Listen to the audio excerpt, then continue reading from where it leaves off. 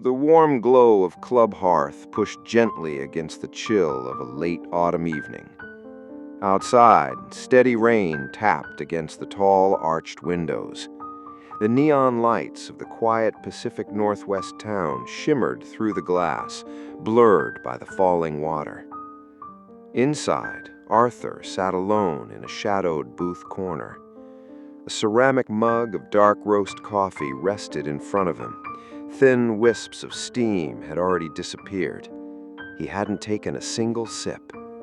His hands were tightly clasped together on the wooden table. His knuckles had turned white.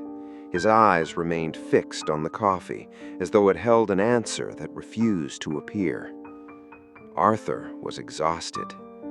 That morning, the technology company he had spent 7 years building had disappeared. A trusted business partner had accepted a corporate buyout without him. By the end of the day, Arthur had lost his ownership, his position, and the future he had spent years creating. More than the money, he'd lost a part of himself. He felt frozen. Across the room, Grandpa Joe quietly tended the large stone fireplace. At 72 years old, Joe had become the heart of Club Hearth. It wasn't simply a lodge where people gathered for coffee. It was a place where tired souls came to rest. People arrived carrying broken dreams, heavy regrets, and silent grief. Somehow, they always left carrying a little more hope. Joe noticed Arthur the moment he walked in. He saw the rigid shoulders, the empty stare, the untouched coffee. Without saying a word, Joe walked across the room. He pulled out the wooden chair opposite Arthur and sat down. For several moments, neither man spoke. Then Joe gently placed his weathered hand over Arthur's tightly clenched fingers. The warmth of that simple touch was enough. Arthur's breath trembled. His shoulders collapsed.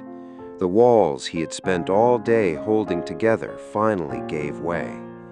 He covered his face with both hands as quiet tears rolled down his cheeks. He cried for the years he could never get back, for the betrayal, for the future that had vanished in a single afternoon. Joe said nothing. He didn't offer quick advice.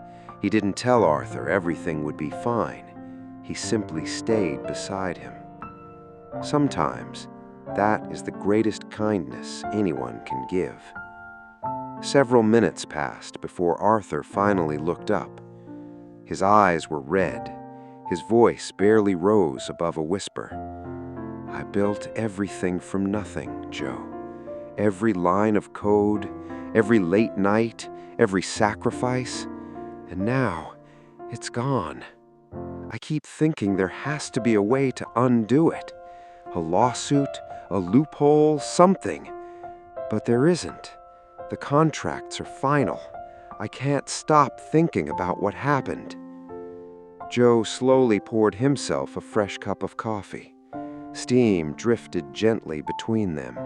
The sounds of Club Hearth faded into the background. The crackling fireplace became the only sound in the room.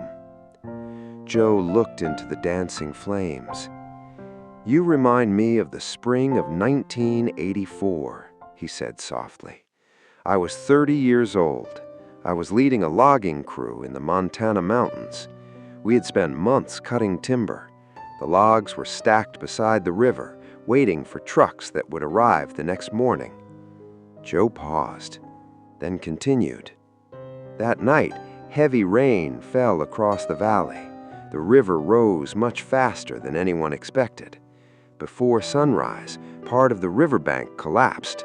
Hundreds of logs were swept downstream before our eyes. I stood there watching them float away. I couldn't believe it." Joe smiled faintly. "For 3 days, I walked along the river. I kept thinking there had to be a way to recover everything. I even climbed onto unstable riverbanks trying to reach a few logs. It was dangerous, and it changed nothing." Arthur listened without moving. Joe continued. An old forest ranger named Silas found me sitting beside the river. He looked at the water for a long moment. Then he said, "Joe, you can argue with the river all you want. The river will never argue back. It will keep flowing. Your choice is simple. Keep chasing what the water has already taken, or walk back to shore and start building again." Joe let the words settle. I realized I wasn't fighting the river. I was fighting reality. The flood had already happened. No amount of anger could change it. The moment I accepted that, my mind became clear. I stopped looking behind me. I gathered the people who were still willing to work. We took smaller jobs. Slowly, we rebuilt. Joe looked directly at Arthur. Acceptance isn't giving up. It's accepting where you stand today so you can decide where to walk tomorrow. You can't change yesterday, but you still have everything that helped you build your dream the first time. Your knowledge, your character, your experience. No one can take those away. Arthur lowered his eyes. For the first time all day, he wasn't replaying the betrayal. He wasn't searching for a way to undo the past. He simply breathed. Long, slow, deep. The tightness in his chest eased. A quiet smile appeared across his face. "Build again," he whispered. Joe smiled. "Exactly." Arthur stood from the booth. The weight he had carried through the front door no longer seemed impossible. He left the untouched coffee behind, not because he had given up, but because he no longer needed to sit beside yesterday. He walked toward the entrance. As he opened the door, the rain had stopped. Cool Pacific Northwest air drifted through the doorway, carrying the fresh scent of pine and damp earth. Arthur took one deep breath, adjusted his jacket, and walked forward with steady steps, ready to build the next chapter of his life.